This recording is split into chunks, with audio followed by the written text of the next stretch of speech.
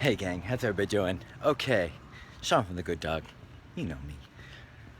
Just about to head out to New Orleans, just about to have an Uber pull up. And so I don't really have time to write something out today, but I wanted to take a second to just wrap with you guys a little video Good Dog tip about some stuff that I noticed or my big takeaways from this weekend's workshop. So we did a TGD e-collar and problem-solving workshop this weekend. It was awesome. Lots of awesome folks showed up. Trainers, sorry, got something on my shoe. Trainers and dog owners alike. Lots of great peeps. Some dogs with some, pretty serious issues. Some pretty, plenty of dogs with bite histories and going after other dogs, going after people. And then just your regular run-of-the-mill, like going bananas at the door and unleash your activity and things like that. But the big thing I want you guys to get, the thing that we talked about so much, was the difference between like management and actually sorting out a problem, right?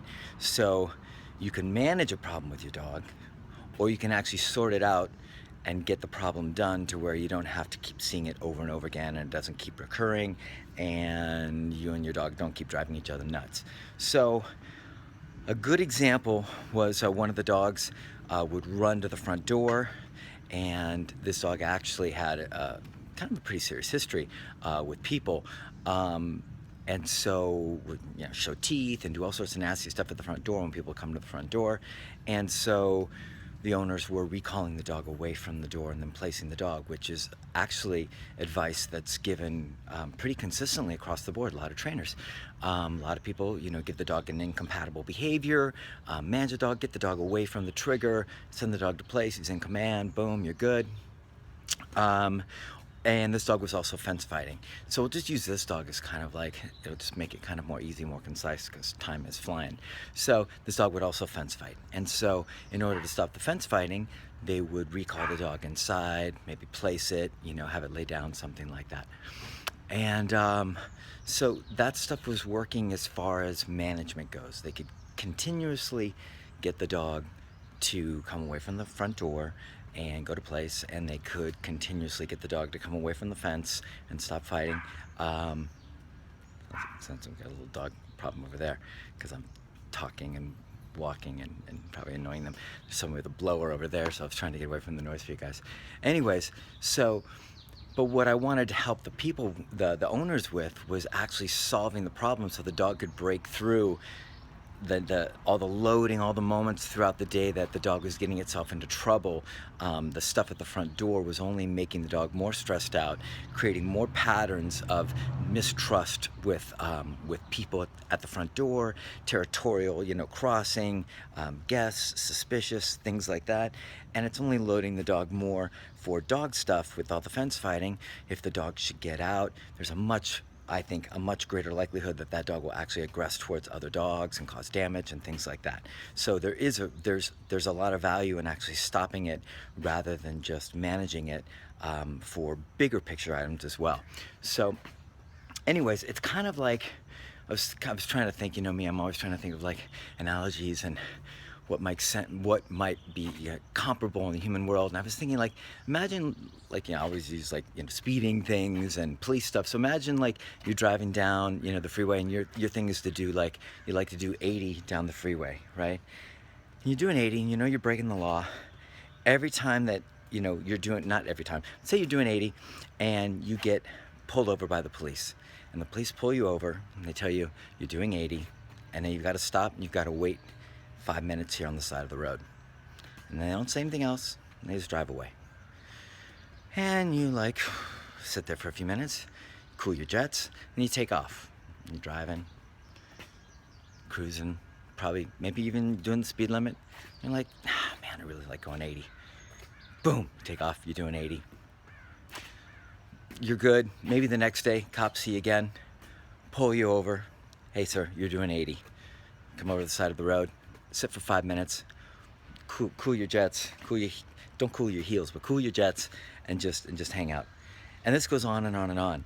The question is, do you think if every time you're caught breaking the speed limit, and a cop pulls you over and just has you sit and wait for a little while, is that going to change your behavior, or is that going to just manage your 80-mile-an-hour breaking the law in that moment? My feeling is that it's only going to just manage you. It's going to just cause you to stop breaking the law in that moment, but as soon as life gets back to normal, you're going to go back to doing your regular thing, right? It's going to continue on and on. It's a management thing. There's no consequence built into it, so there's not going to be any change in behavior.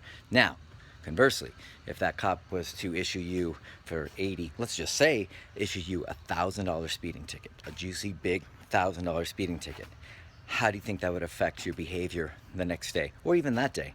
As soon as the cop pulls away, he's like, have a nice day. Here you go, this is for you. Chew on this for a bit. How do you think that would affect your behavior that day, the next day, the next day, the next day, the next day? I have a sneaking suspicion that that would change your behavior considerably. Same thing goes like you're robbing a bank, and cops catch you robbing the bank, and they take the money from you, and then they usher you outside the bank, and then they walk back inside the bank and put the money away, and they do their thing. And you're like, okay, I really wanted that money, but okay. And then, I got bugs everywhere. You walk down the street, find your next bank, go inside, rob the bank, cops catch you again, they take the money away, they usher you outside, they go back inside, put the money back, do their thing. Is that going to change your behavior of your bank robbing love and desire and affinity for taking other people's money? Probably not. Now, you get caught robbing the bank and they put you away for 25, 30 years. That might have a larger impact on how you go about once you get out of jail, whether you go back to robbing the bank. Now, of course, we could have a whole dialogue about whether that's actually going to fix things or not. But I think you get my drift. You get the picture. The picture is that without consequences, behavior is just managed. There's nothing to inhibit that choice from continuing, right? The bank is a dramatic example, but it could be as dramatic as a dog, like, biting somebody or biting another dog, something like that. So we can manage our dogs and just remove them from the situation, call them away, give them something else to do, or we can actually create a consequence that's tied to that behavior and actually have the dog do their best work and then not engage in the behavior anymore. So my instructions for the owner was to not call the dog away from the front door, but let the dog go to the front door, then correct the dog significantly. The dog's e-collar trained, can correct the dog significantly when it gets to the door and explodes and does its thing. Boom, big consequence, big correction. Now the dog goes, whoa. Now you call the dog away and you put the dog in place. Same thing goes for fence fighting. Dog goes out to fence fight. Instead of recalling the dog away, dog goes running over to the fence. As soon as the dog's about to engage in its usual stuff, boom, big consequence, correction, pop. Dog goes, whoa, fence fighting's really a drag. It used to be so much fun. Now it's really a drag. Now, if you want to call the dog back inside and put the dog in place, you can, or you can simply leave the dog outside and let the dog make better choices. And what you'll probably find is after 1 or 2 corrections, the dog will go, that fence fighting stuff's no fun. Excuse me.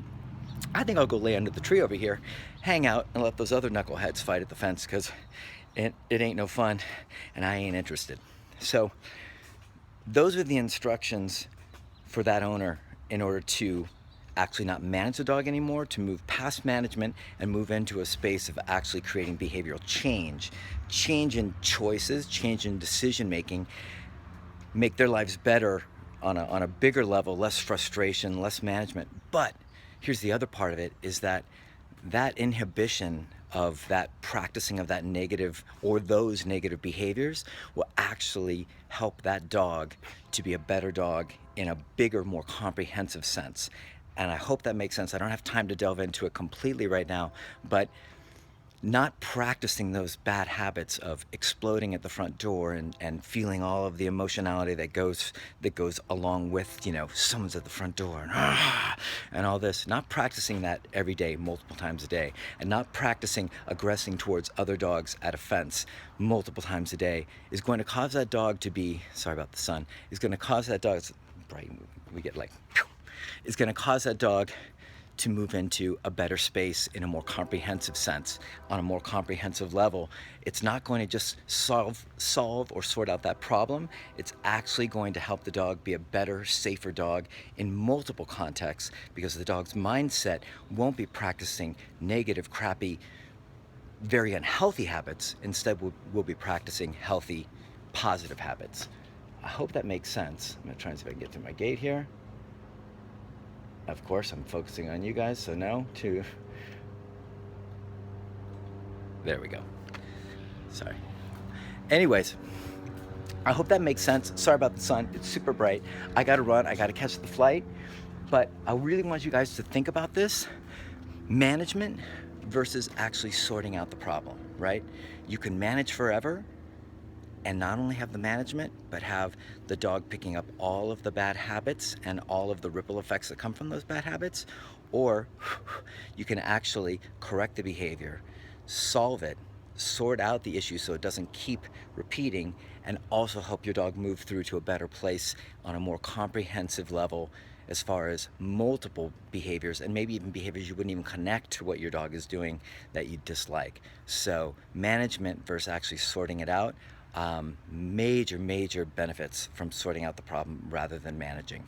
And I hope that with my fancy police and bank robbing analogies, it made some sense. Hopefully that connects to you guys, and hopefully it makes sense as far as like us humans, as far as if we don't have consequences, our behavior doesn't really change, and that you can hopefully see the same thing with dogs and your dog, and maybe that'll help you make some different choices about how you approach problems with your own dog. So if you have any questions, hit me up in the comments. I'm gonna blow out of here. Headed to NOLA, 2 weeks, board and train dogs, one-on-ones, all sorts of action. Got some pretty heavy dogs down there, so it's been a while since we've been there. So stay tuned. There'll be Instagram stories and all sorts of cool, fun stuff that we'll be doing with it. And I'll catch you guys on the flip. See ya. Bye.